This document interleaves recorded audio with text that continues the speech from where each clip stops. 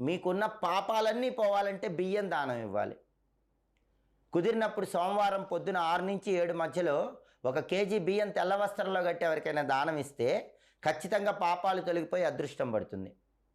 అలాగే పాల ప్యాకెట్ ఎవరికైనా మీరు దానంగా ఇచ్చారనుకోండి, నిద్రా సంబంధమైన సమస్యలు తొలగిపోతాయి. ఈ రోజుల్లో అందరికీ ఉన్న ప్రధానమైన సమస్య నిద్ర సరిగ్గా పట్టకపోవటం.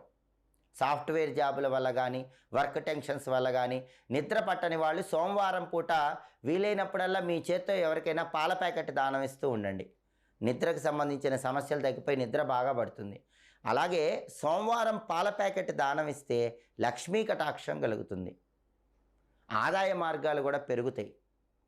అలాగే అన్నదానం చేస్తే దరిద్రం తొలగిపోతుంది, పేదరికం నుంచి బయటపడచ్చు. పులిహోర ప్యాకెట్లు మీ కుదిరినప్పుడు జన్మ నక్షత్రం రోజు కానీ